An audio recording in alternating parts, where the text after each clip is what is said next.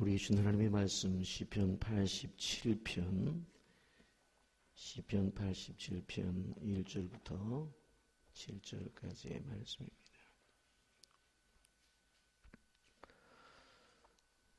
그의 터전이 성산에 있으며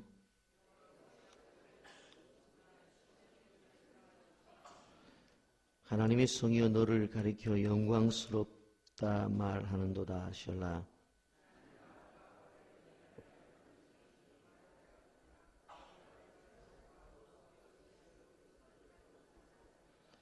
시온에 대하여 말하기를 이 사람 저 사람이 거기서 났다고 말하리니 지존자가 친히 시온을 세우리라 하는도다.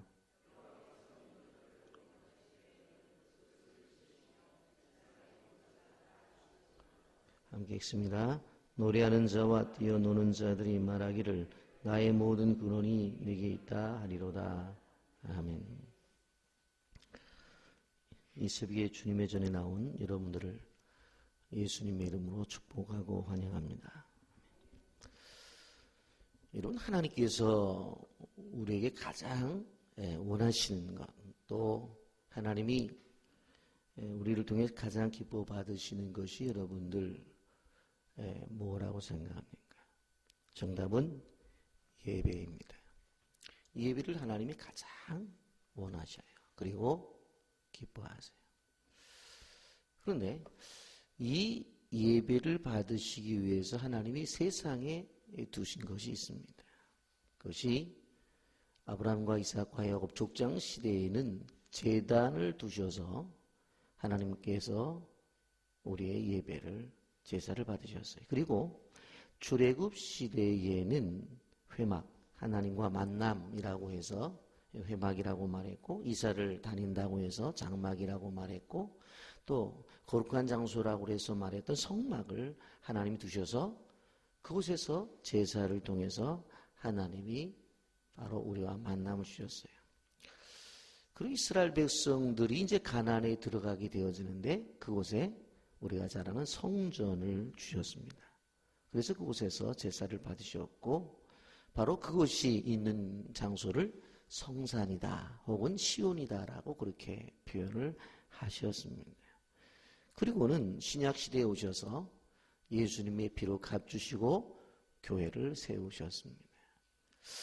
우리가 구약의 시대에서 제단으로 시작해서 성막으로 성전으로 교회로 이루어지는 이 모든 장소는 하나님께서 무엇을 받으시기 위해서? 예배를 받으시기 위해서 두신 장소입니다. 여러분, 오늘 시편 87편은 구약 성경임에도 불구하고 이 제단으로부터 시작해서 교회로 이어지는 이 바로 하나님께서 주시는 이 성전을 하나님이 왜 두셨는가 하는 것들을 오늘 말씀하고 있는 것을 볼 수가 있습니다. 첫째로 교회는 하나님을 기쁘시게 하는 곳입니다. 오늘 성경에 보면 성산 혹은 시온, 하나님의 성이라는 단어가 나옵니다. 여러분, 여기 보면 분명코 시온, 하나님의 성, 성산, 그런 말들이 1절, 2절, 3절 지속적으로 나오는 것을 볼 수가 있습니다. 이 말은 바로 신약적 표현으로 쓴다면 교회를 말씀하는 것입니다. 자, 이 교회가 바로 하나님을 기쁘시게 하는 곳인데, 그렇기 때문에 하나님은 교회를 사랑하십니다. 2절 말씀 다 같이 읽어봅니다. 시작. 여호와께서 야곱의 모든 거처보다 시온의 문들을 사랑하시는도다. 아멘.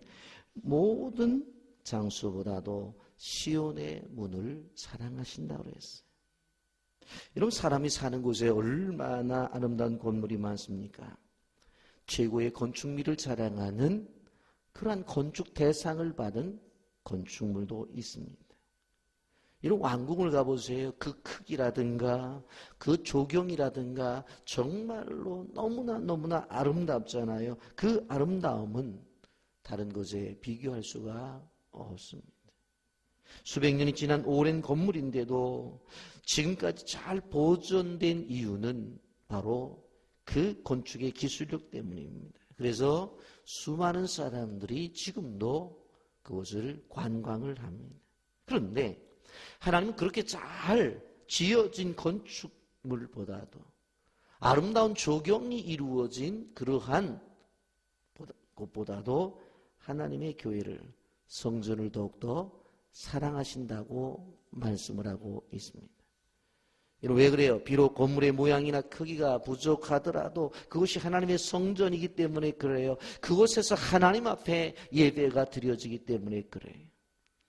그러므로 하나님이 성전을 사랑하시기 때문에 그 성전에 드는 하나님의 백성도 사랑하신다는 사실을 기억하시기를 바랍니다. 우리가 하나님의 자녀. 그러면 하나님의 성전에 늘 드나들어요. 왜? 하나님이 그 성전을 사랑하시기 때문에. 여러분, 두 번째로 하나님은 교회를 영광스러워하십니다. 3절 다 같이 함께 읽어봅니다. 시작. 하나님의 성이여 너를 가리켜 영광스럽게 말하는도다. 아멘. 하나님의 교회를 하나님은 영광스럽게 생각을 해요. 여러분,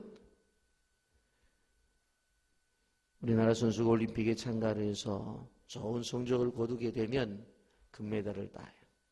태극기가 개양되죠. 그리고 애국가가 울려 퍼져요.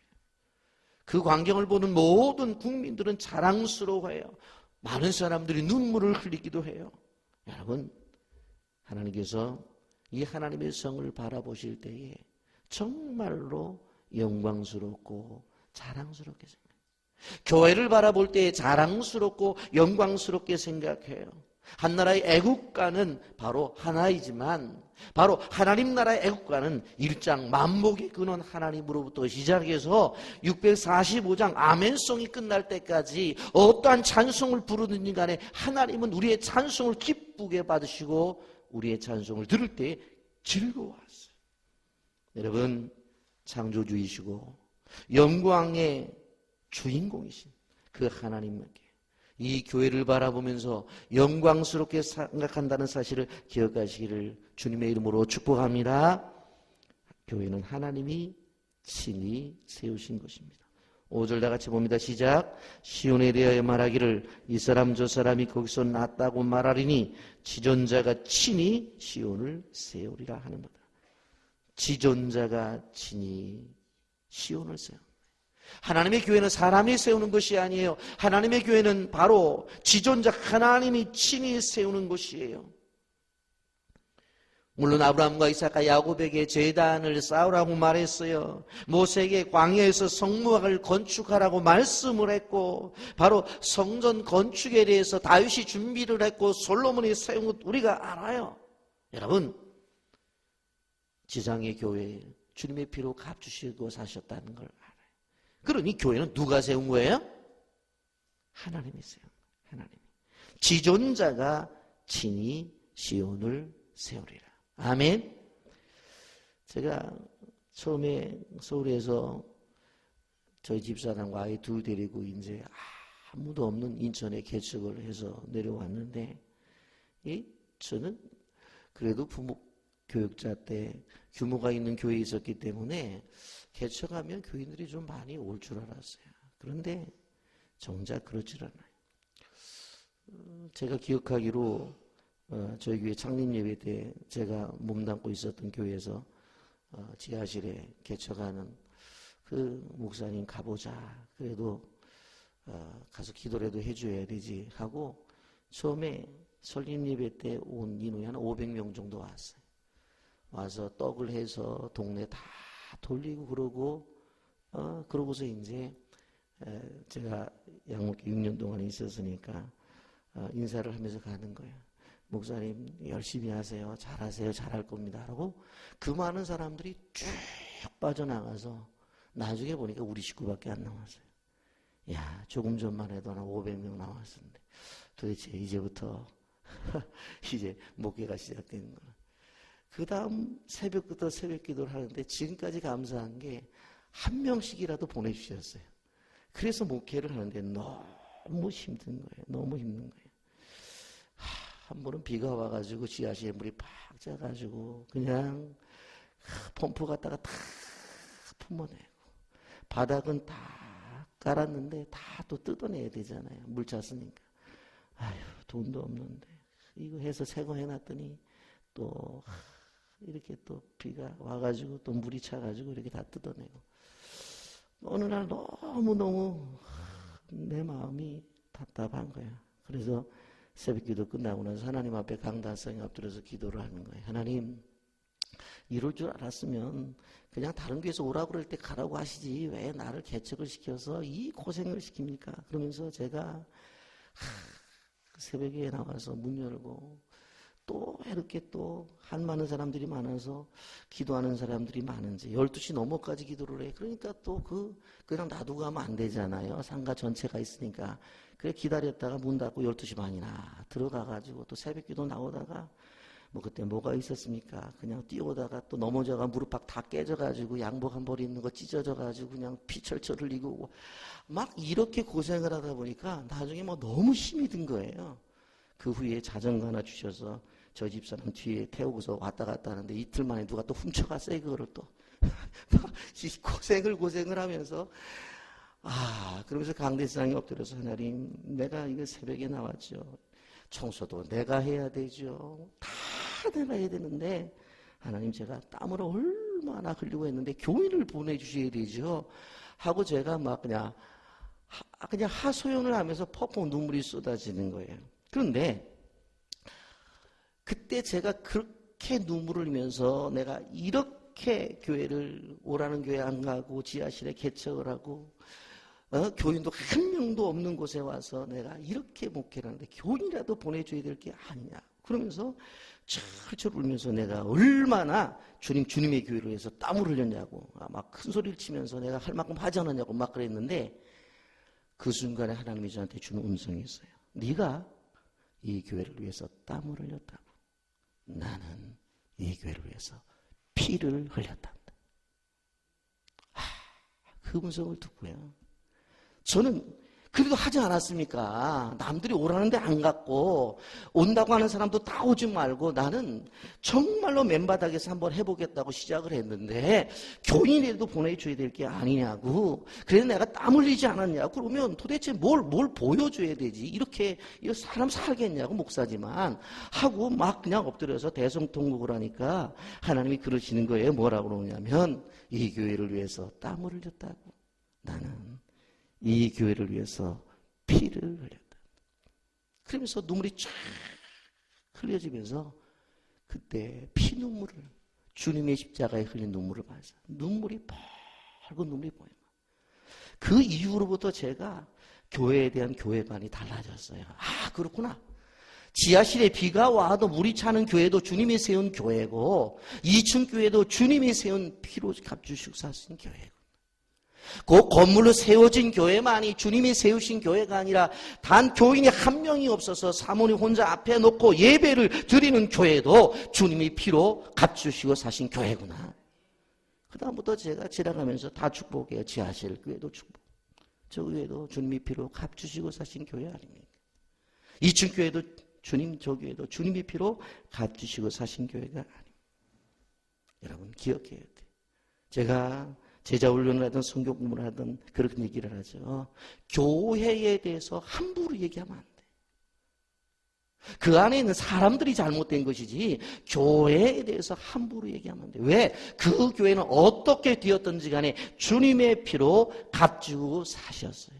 아멘이니까 오늘 오전 이렇게 말합니다. 시온에 대해 말하기를 이 사람 저 사람이 거기서 낫다고 말하리니 지존자가 친히 시온을 세우리라 하는도다.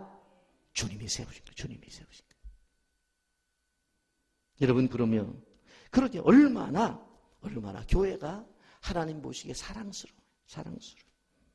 여러분 또 한 가지 여기서 보면 교회는 누구나 구원을 받도록 열려 있는 곳입니다. 4절 말씀 다 같이 봅니다. 시작. 나는 라합과 바벨론이 나를 아는 자 중에 있다 말하리라.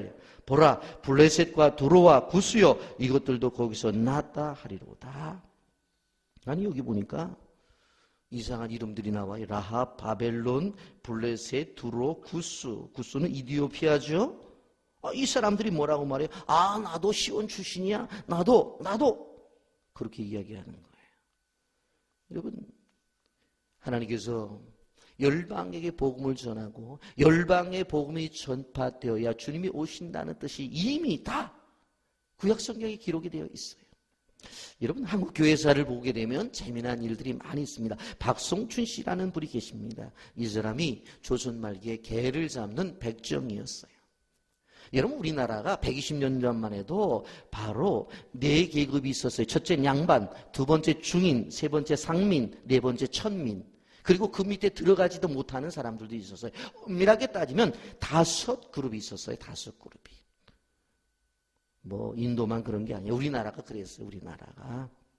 여러분, 그러니 개를 잡는 백정은 대접을 못 받는 직업이었는데 그때 선교사들이 들어와서 병원을 세우고 학교를 세운단 말이에요. 그런데 박송춘 씨가 가만히 봤더니 자기 인생은 개 잡는 백정이지만은 애들은 그렇게 해서는 안 되겠다고 생각을 해갖고 자기 애를 그냥 학교에다가 선교사에게 부탁해서 집어넣었어요.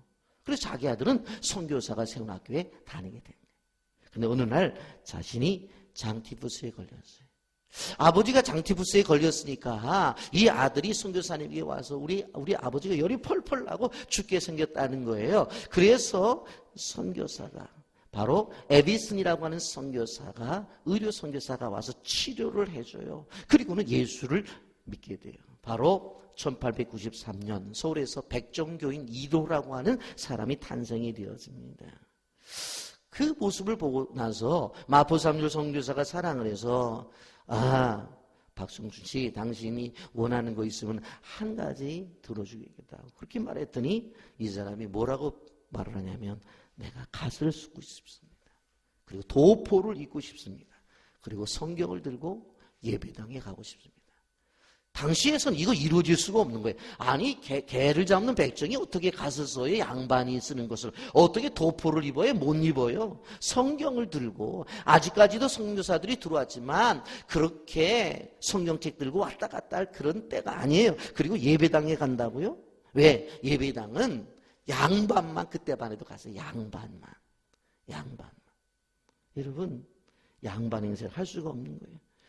그런데 마포삼열 선교사가 뭐라고 말했어요? 당신이 말하는 어떠한 것이든지 들어주겠다고 큰 소리를 쳤으니 선교사가 어떻게 되어져요? 그 들어줘야 되잖아요. 그래서 무엇을 써요? 바로 탄원서를 써요. 고종왕조에게 1895년 4월 첫 번째 탄원서를 써요. 내가 아는 사람 한 사람이 있는데 이 사람은 개를 잡는 백정이었다. 이 사람의 소원이 갓 쓰는 거고 도포 그리고 성경책 들고 교회 가는 거다. 그런데 고종황제가 보니 말도 안 되는 얘기죠. 어떻게 이 천한 상민이 이 갓을 주고 도포를 입습니까? 말이야. 두 번째, 세 번째 지속적으로 상소문을 올려요. 그랬더니 뭐라고 하냐면 그렇다면 모든 평민들에게 모든 천민들에게 하는 것이 아니라 예수를 믿는 백정들은 그래도 교회를 간다고 하니까 고기 냄새 풍기면서 들어갈 수는 없으니까 교회 갈 때만이라도 갓을 쓰고 도포를 입고 그리고 성경책 들고 가도록 해요. 쉽게 말하면 요즘 말로 말하면 교회 갈 땐 양복 입고 가도록 허락을 한 거예요. 그전에는 양복 못 입고 그랬는데 그 이야기를 듣고 박송춘 씨가 얼마나 좋았겠어요. 요즘 말하면 할렐루야 하고서 갓 쓰고 도포 입고 그리고 성경책 들고 교회를 갔어요. 가보니까 참 괜찮거든요. 그래가지고는 어떻게 합니까? 이 소위 말해서 이 고기 잡는 그 곳에 백정들이 모인 곳에 가서 전도를 하기 시작했어요. 당신들 갓 쓰고 싶어? 갓 쓰고 싶지. 교회 가라고 갔을 수 있다고. 도포 입고 싶어? 그 교회만 가면 도포 입을 수 있다고. 그래가지고 여러분 1905년에 그 박씨와 박춘근, 정윤수, 송인순씩 7명의 교인과 함께 무려 백정 300명이 모여서 교회로 들어가요. 그 교회가 지금 종로에 인사동에 있는 승동교회가 바로 그 교회예요. 백정으로 시작된 교회예요. 그래서 그 앞에 끊임없이 그 고기를 잡는 그 도살장이 그 앞에 있었어요. 오랫동안 제가 어렸을 때까지만 하더라도 그 앞에 순댓국집이 그냥 늘비했어요. 그게 백정교회로부터 시작된 거예요. 여러분 우리가 생각을 해보세요. 여기 라합 여리고성의 기생이에요. 예? 여기 보세요. 바벨론 남왕국을 멸망시키고 성전을 회파한 나라예요. 두로 이스라엘 국경을 접한 나라로서 이스라엘의 원수 나라였어요. 구순 이디오피아예요. 여러분, 이 사람들이 뭐라고 말을 해요? 자기네 고향도 거기래. 이게 뭘 말하는 거예요? 선교를 말하는 거예요. 이방 땅에도 하나님의 역사가 이루어지는 역사가 나타나겠다. 요새 설교 준비를 하면서 제가 들어가면서 깜짝 놀란 거 뭐냐면 글로벌 기독교 연구소라고 하는 공동체에서 발표한 거예요. 지금 기독교 인구가 가장 빨리 확장되는 나라가 어느 나라냐? 네팔이래요. 네팔이 10.93%. 우리나라는 기독교 인구가 줄어들고 있는데 네팔 10.93%, 중국 10.86%. 2030년이 지나면 제일 기독교 인구가 제일 많은 나라가 중국이라는 거예요. 아랍에미리트 9.34%, 사우디아라비아 9.27%. 쭉 나온 것을 보니까 중동 국가예요. 지금 무슬림, 시리아가 반쪽이 났잖아요. 그런데 그 사람들이 유럽으로 갈 때 어느 나라, 제가 주일날 설교했죠. 어느 나라로? 기독교 국가로 들어가는 거예요. 어느 나라는 예수 믿는다고 도장을 찍어야지만 받는 거예요. 무슨 이야기입니까? 오늘 시편 87편에서 이야기하는 것들이 나타나잖아요. 아멘입니까? 우리가 생각할 때 도무지 이해가 되지 않나. 여러분, 마태복음 1장에서 우리 무엇을 볼 수 있어요? 아브라함으로부터 시작해서 예수 그리스도에까지 족보가 이루어져요. 북의 사회는 이스라엘 족보에는 남자들만 기록되어지게 되어 있어요. 그런데 그곳에 5명의 여인이 나와요. 다말, 기생, 라합, 룻, 솔로몬의 어머니인 바세바 말이에요. 이 가운데 4명은 다 근거가 그렇게 아름답지 못한 여인이었어요. 여러분, 우리는 기억해야 되는 것입니다. 항상 우리가 이 말씀을 통해서 알아야 될 부분은 하나님의 나라는 이렇게 확장이 되어지는 거예요. 그 사실에 대해서 여러분 아멘으로 고백하기를 주님의 이름으로 축복합니다. 세 번째로 교회는 삶의 기쁨의 근원입니다. 7절 다 같이 읽어보겠습니다. 시작. 노래하는 자와 뛰어노는 자들이 말하기를 나의 모든 근원이 내게 있다 하리로다. 아멘. 참 기쁨이 교회에서부터 오는 거예요. 뛰어노는 즐거움이 어디서부터 와요? 교회로부터 오는 거예요. 여러분, 그러므로 하나님의 교회로부터 즐거움과 기쁨과 감사가 나온다는 사실을 여러분들 기억하시기를 바랍니다.